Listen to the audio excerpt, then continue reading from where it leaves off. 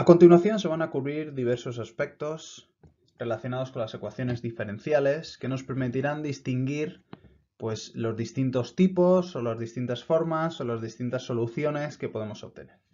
El primero de ellos, de los aspectos que vamos a cubrir, es los tipos de ecuaciones diferenciales. Vamos a distinguir dos grandes familias de ecuaciones diferenciales, las diferenciales ordinarias y las ecuaciones diferenciales parciales. Las diferenciales ordinarias son aquellas en las que y de t, la función que estamos analizando, solo depende de una variable y la ecuación solo tiene derivadas.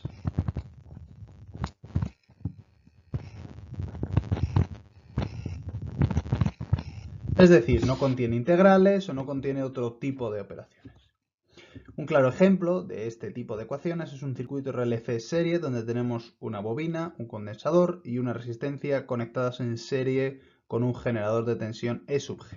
Es decir, este circuito que se muestra en la figura. En ella podemos plantear la segunda ley de Kirchhoff sobre la única malla que tenemos y obtenemos una ecuación que no es una EDO. Esta ecuación ha salido de poner la característica IV de la bobina, la característica IV de la resistencia, la característica IV del condensador y el generador independiente. Podemos observar que no es EDO porque no tiene derivadas solamente, sino que aparece una integral que evita que sea una ecuación diferencial ordinaria. ¿Cómo evitamos o cómo eliminamos esa integral? Derivando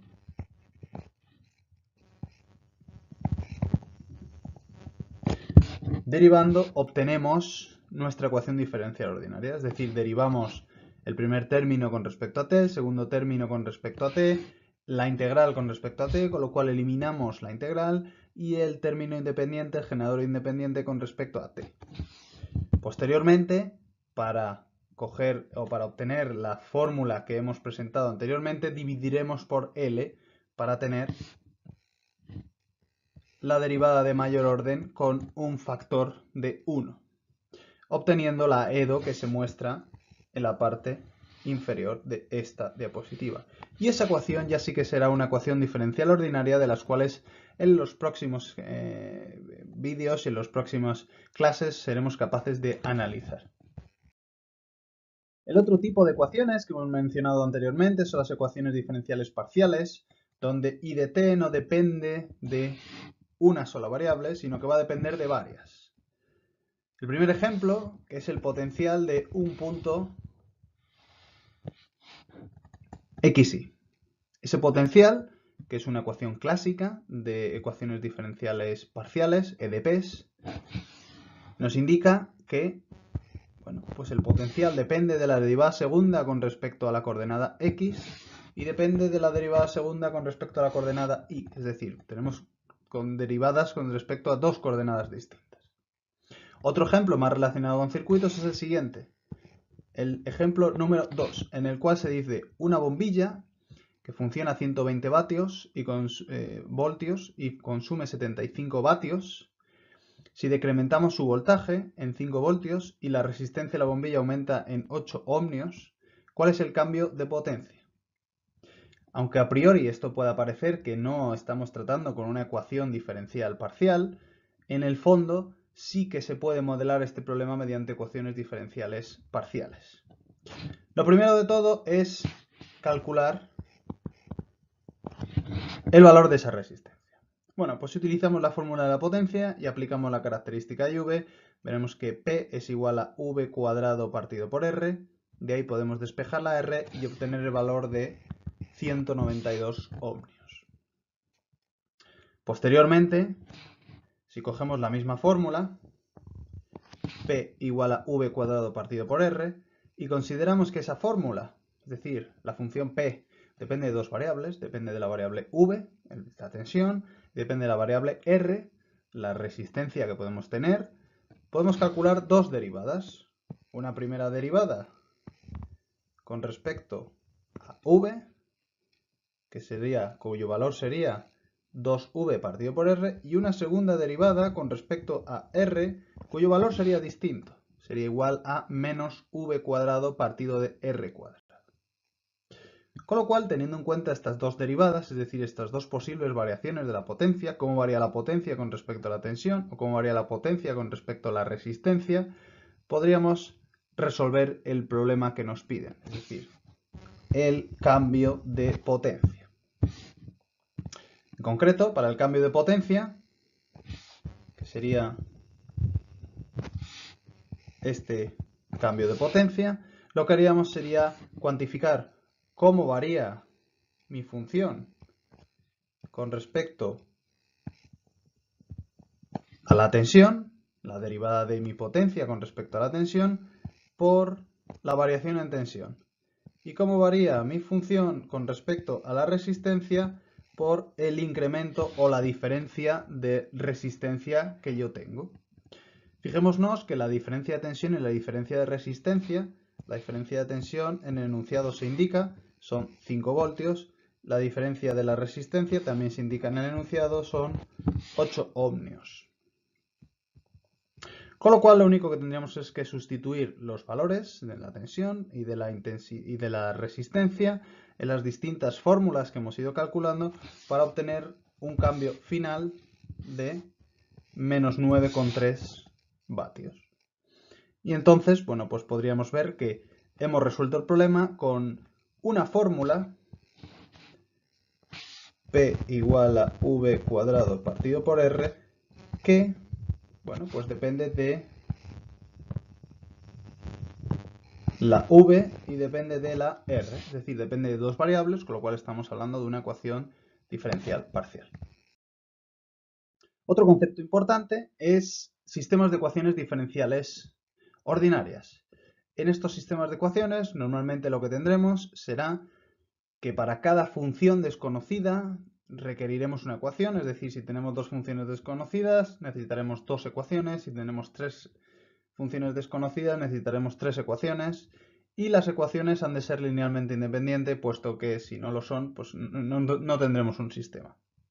Una fórmula general o una manera general de ver estos sistemas sería tener dos ecuaciones de este estilo, en las cuales pues la primera ecuación, una derivada de una cierta función, es igual a una combinación lineal de ambas funciones, y una segunda ecuación donde la derivada de la segunda función es igual a otra combinación lineal de las funciones, como se pone en el ejemplo de esta diapositiva.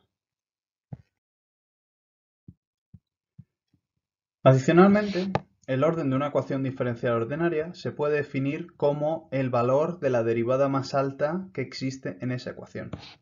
Partiendo de la definición general que tenemos de ecuaciones diferenciales ordinarias, podemos distinguir que tendrán de orden 1, por ejemplo, en este caso, en el cual la derivada más alta que tenemos es una derivada primera, y en el otro caso es una derivada de orden 2, la más alta, es decir, derivamos dos veces, con lo cual el orden de esa ecuación diferencial ordinaria es 2. Por otro lado, también podemos comentar sobre la linealidad de las ecuaciones diferenciales ordinarias, y la linealidad simplemente tiene que ver con la manera en la que combinamos las derivadas de esa función y de t que queremos calcular. Esa combinación tiene que ser lineal, es decir, tiene que ser sumas o restas, y adicionalmente esos números que multipliquen a las sumas o restas de funciones i de t y sus derivadas de orden hasta n deben de ser constantes. Si se cumplen esas dos partes, es decir, que estamos hablando de constantes y de sumas o restas, entonces podemos decir que la ecuación diferencial es lineal.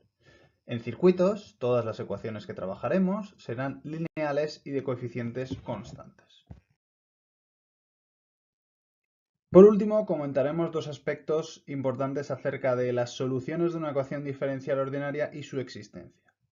Respecto a las soluciones, cabe recalcar que lo primero es que una solución de una ecuación diferencial ordinaria es cualquier función que cumpla esa EDO, es decir, cualquier función i sub 1 de t que yo pueda insertar en una ecuación diferencial, como esta de ejemplo, y sea la solución que yo busco. Es decir, que si yo la derivo en este caso 2 veces y la multiplico por una constante a sub 0, me sale igual a una función g sub t. También es importante recalcar que esa función, de manera genérica, estará de alguna manera representada en dos partes. Una primera parte y sub h, que llamaremos solución homogénea, que es una solución cuando consideramos que ese término g sub t vale 0, que se puede corresponder más o menos con el periodo transitorio, y una segunda solución que llamaremos solución particular, que dependerá del valor que tenga g de t y que podemos considerar que más o menos se aproximará al régimen permanente que estamos analizando. También indicar que, lógicamente, como hemos visto antes, nuestra solución deberá tender al permanente pasado un cierto tiempo, ¿vale? Algo que ya hemos visto en diapositivas anteriores. Y respecto a la existencia es simplemente definir los intervalos de validez de la solución que hemos proporcionado, es decir, de esa función y sub 1 de t. Los intervalos de existencia se definen de esta manera, pues entre un valor alfa y un valor beta para el dominio de esa variable o esa función que estamos trabajando, es decir, para el tiempo.